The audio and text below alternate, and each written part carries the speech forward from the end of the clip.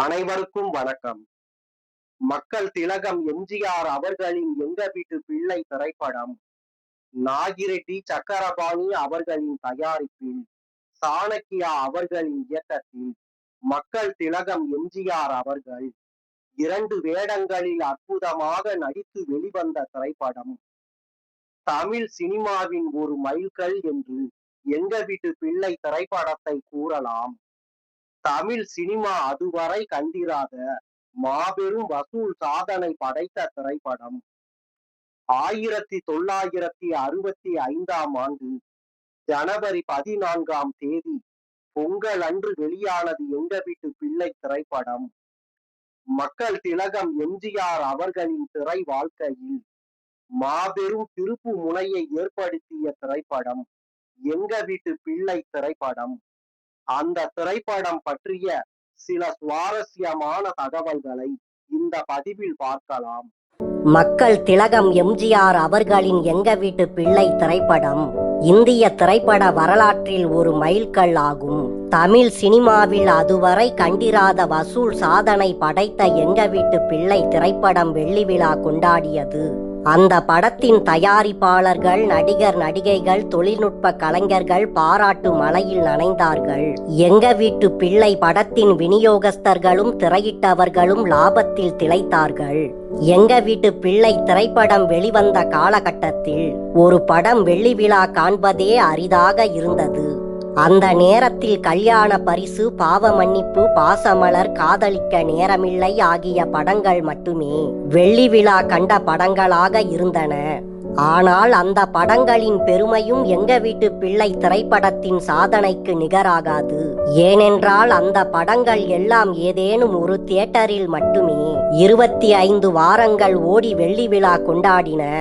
ஆனால் எங்க வீட்டு பிள்ளை திரைப்படமோ சென்னையில் மட்டுமே கேசினோ, பிராட்வே, மேகலா ஆகிய 3 தியேட்டர்களில் வெள்ளி விழாவை தாண்டி வெற்றி நடை போட்டது. அது தவிர மதுரை, கோயம்புத்தூர், திருச்சி, தஞ்சாவூர் என வேறு ஊர்களிலும் எங்க வீட்டு பிள்ளை திரைப்படம் இந்த சாதனையை புரிந்தது. ஆனால் இதில் ஆச்சரியமான விஷயம் என்னவென்றால், எங்க வீட்டு பிள்ளை திரைப்படத்தின் விநியோகஸ்தர்கள், தியேட்டர் அதிபர்கள் ஆகியோரை காட்டிலும் எங்க வீட்டு பிள்ளை திரைப்படத்தின் மூலம் அதிகம் சம்பாதித்தது அரசாங்கமே.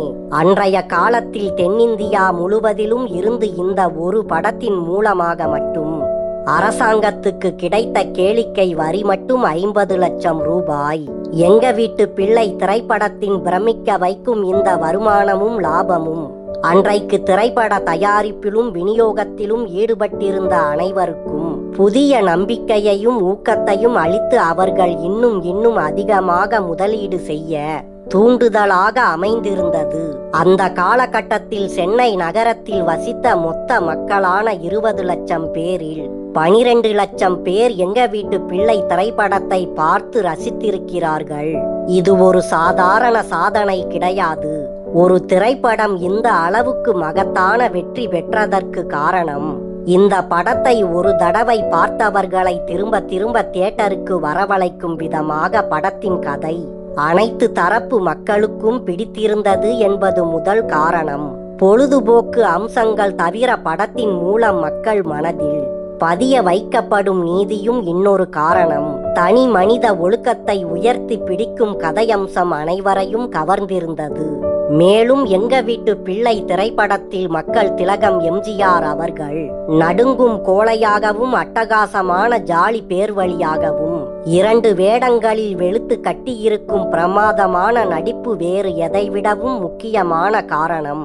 மக்கள் திலகம் எம்ஜிஆர் அவர்கள் 2 முற்றிலும் வேறுபட்ட பாத்திரங்களுக்கு உயிர் கொடுக்கும் வகையில் அற்புதமாக நடித்திருந்தாலும், கோழையான நல்லவனாக எம்ஜிஆர் அவர்கள் தோன்றும் ஒவ்வொரு காட்சியிலும் அபார நடிப்பாலும் வசன உச்சரிப்பாலும் அத்தனை பேரின் உள்ளங்களையும் கொள்ளையடித்திருந்தார். எங்க வீட்டு பிள்ளை திரைப்படம் எம்ஜிஆர் அவர்களின் தனிப்பட்ட வெற்றி என்று தாராளமாக சொல்லலாம். அதுவரை எம்ஜிஆர் அவர்களே சொந்தமாக தயாரித்து இயக்கி வெளியிட்ட நாடோடி மன்னன் திரைப்படம்தான் தமிழ் சினிமாவில் மிகப்பெரிய வசூலை குவித்த படமாக இருந்து வந்தது. எங்க வீட்டு பிள்ளை திரைப்படத்தின் மூலமாக தனது சாதனையை அவரே முறியடித்தார்.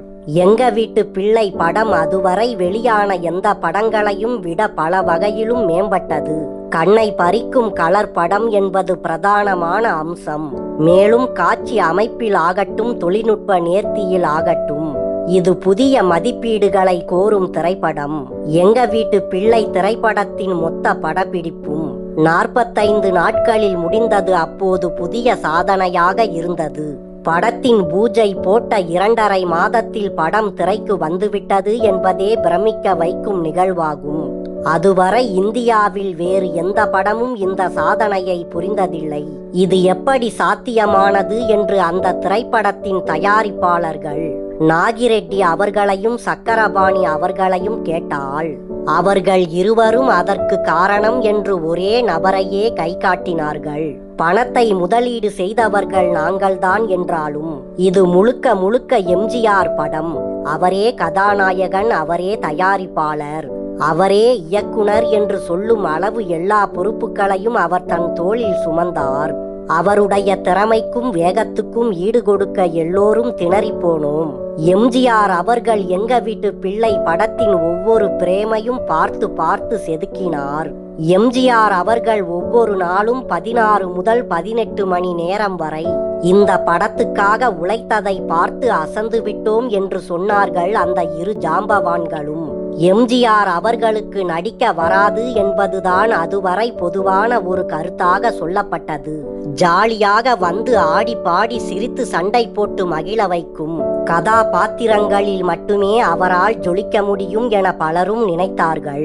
அவர்களுக்கெல்லாம் எங்க வீட்டு பிள்ளை திரைப்படத்தின் மூலம் சரியான பதிலடி கொடுத்திருந்தார் எம்ஜிஆர் அவர்கள். மக்கள் திலகம் எம்ஜிஆர் அவர்கள் மிகச்சிறந்த நடிகர் மட்டுமல்ல, பன்முக திறமை, தொழில் ஈடுபாடு, கடின உழைப்பு, கடைநிலை தொழிலாளிகளையும் சமமாக பாராட்டும் நட்புணர்வு, இவை எல்லாமே அவரது வெற்றிக்கு உதவி இருப்பதை அப்போது எல்லோருமே புரிந்து கொண்டார்கள். இந்த நல்ல குணங்கள் எம்ஜிஆர் அவர்களிடம் வெளிப்பட்டது திரையில் மட்டுமல்ல, அவருடைய நிஜ வாழ்க்கையிலும் தான். அதனால்தான் மக்கள் திலகம் எம்ஜிஆர் அவர்களுக்கு இத்தனை பிரம்மாண்டமான ரசிகர் பட்டாளம் கிடைத்திருக்கிறது.